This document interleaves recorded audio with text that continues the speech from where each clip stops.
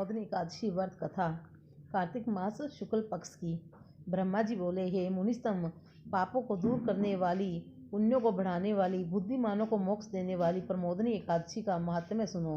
हे विपेंद्र, भागीरथी गंगा पृथ्वी पर तभी तक गरजती है जब तक पापों को नाश करने वाली कार्तिक में प्रमोदनी एकादशी नहीं आती है। तीर्थ समुंदर सरोवर तभी तक गरजते हैं जब तक कार्तिक की प्रमोदनी एकादशी नहीं आती है।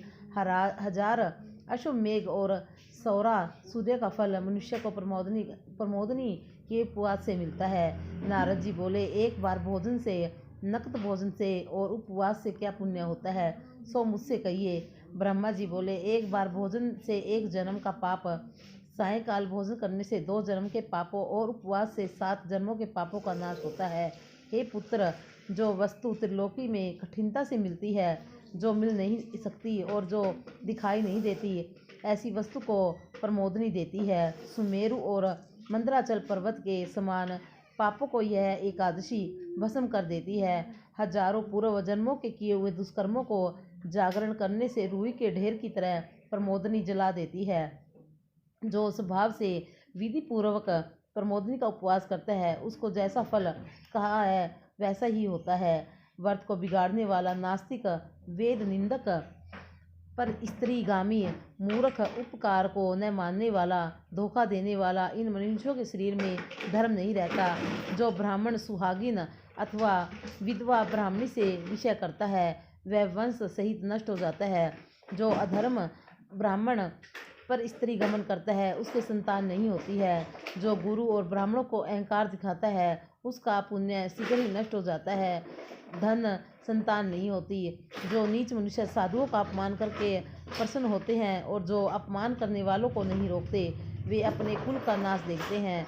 सठ, चुगलखोर और भ्रष्टाचारी, इनकी दान और हवन करने से भी गति नहीं होती।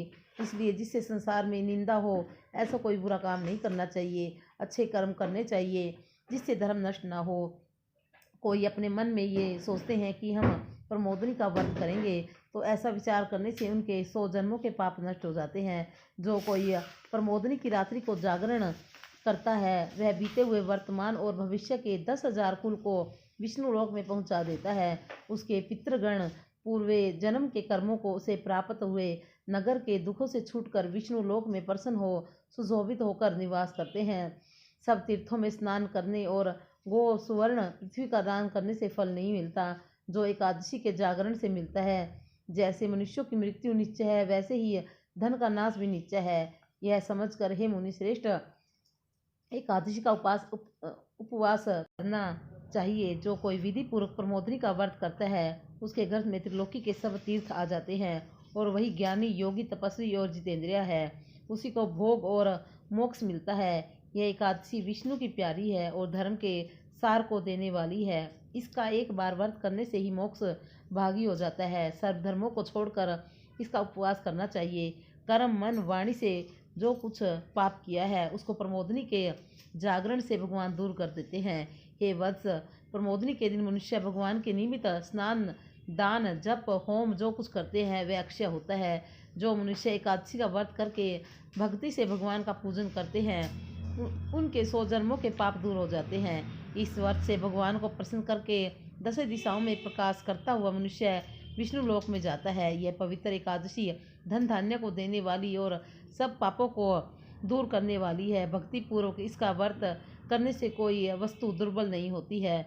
सूर्य चंद्र के ग्रहण में स्नान दान जो फल होता है, उससे 1000 गुना फल एकादशी के जागरण से मिलता है। प्रमोदनी के दिन स्नान, दान, जप, होम, स्वाध्याय, भगवान का पूजन, इसमें से जो कुछ किया जाए उसका करोड़ गुना फल होता है। कार्तिक की एकादशी का व्रत न करने से जन्म भर का किया हुआ सब पुण्य वृथा है। हे विपेंद्र, इसलिए सब कामनाओं को पूर्ण करने वाली जनार्दन भगवान की यत्न से सेवा करनी चाहिए। जो विष्णु भगत कार्तिक में प्राय अन्न को स्वीकार नहीं करता, उसको चांद्रयन व्रत का फल मिलता है। कार्तिक में मधुसूदन जैसे शास्त्र की कथा वार्ता से प्रसन्न होते हैं, वैसे यज्ञ और हाथी आदि दान से नहीं होते। जो मनुष्य कार्तिक में विष्णु की कथा को पूरी अथवा उसका आधा अथवा चौथाई श्लोक कहते हैं, वह सुनते हैं, उनको 100 गो दान का फल मिलता है। हे मुने, कार्तिक के महीने में सब धर्मों को छोड़कर मेरे सामने बैठ कहनी और सुननी चाहिए।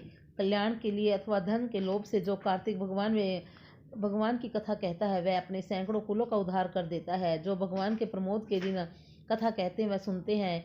हे मुने, उनको सप्तद्वीप युक्त पृथ्वी के दान का फल मिलता है। फिर नारद जी बोले, हे स्वामी ने एकादशी की विधि मुझसे कहो। जिस एकादशी के करने से जैसा फल मिले सो कहिए।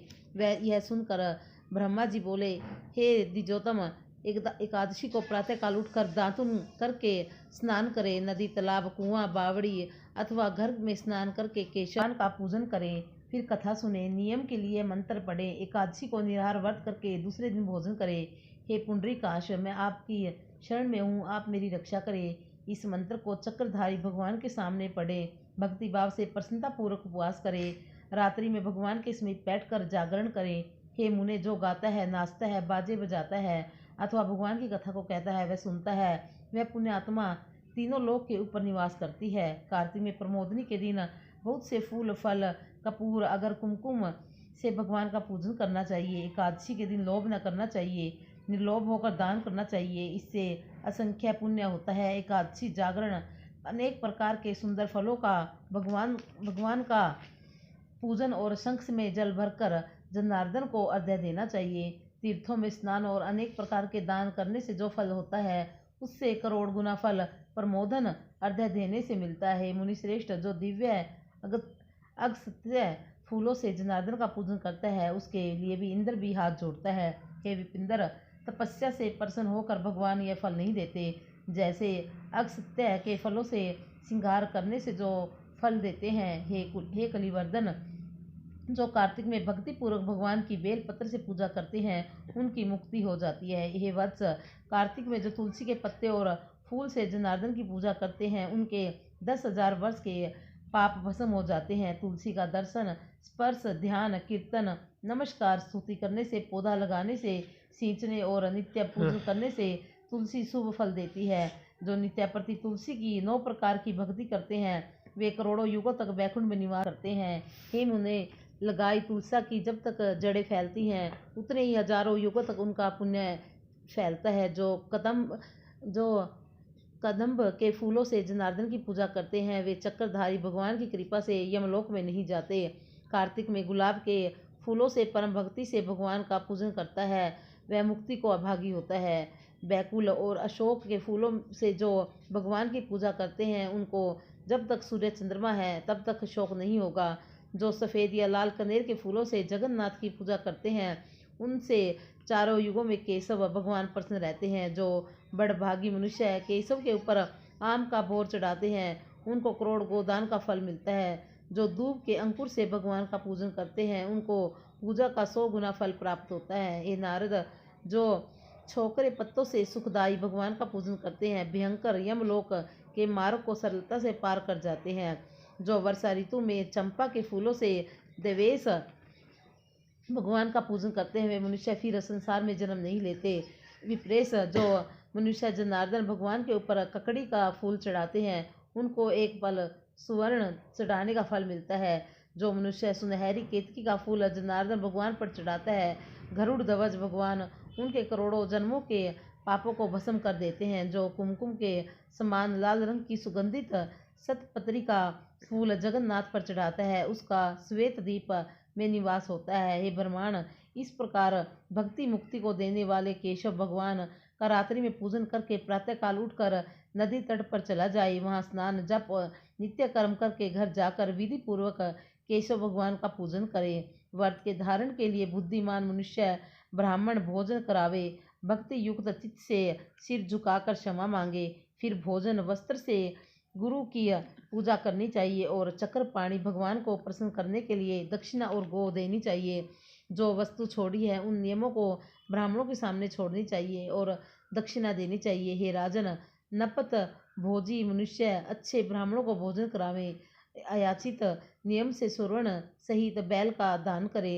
जिससे मांस भक्षण छोड़ दिया है उसको दक्षिणा सहित गो देनी चाहिए। आंवले से स्नान करके नियम से दही और शहद देना चाहिए। तो फल छोड़े हो तो फल का दान करना चाहिए, तेल छोड़ा हो तो घी का देना चाहिए। घी छोड़ा तो दूध देना चाहिए। अन्न के छोड़ने के नियम से चावल देना चाहिए। हे राजन, भूमि पर सोने वाले को गद्दा और चादर समेत सैया देनी चाहिए। पत्तल पर भोजन करने वाले बर्तन में घी भर कर देना चाहिए।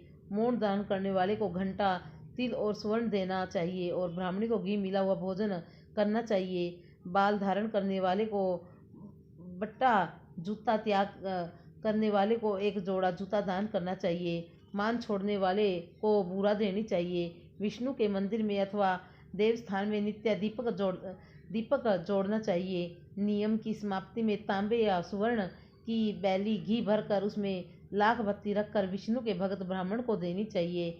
एक दिन छोड़कर उपवास करने में 8 कलश वस्त्र और स्वर्ण से सुशोभित करके देना चाहिए। जो ये सब न बन सके तो ब्राह्मण का वचन ही सब सिद्धियाँ को देने वाला है। ब्राह्मणों को नमस्कार करके विदा करें, फिर आप भोजन करें।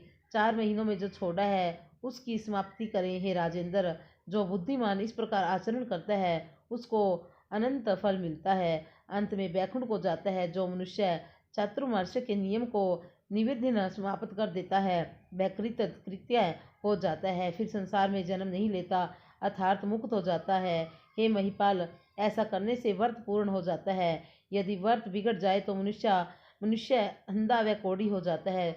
जो मुझसे पूछा है यह मैंने तुम्हें कहा है। इसके पढ़ने और सुनने से भी गोदान करने से फल प्राप्त होता है। फलहार इस दिन काचरे का सगार लिया जाता है। बोलो एकादशी माता की जय।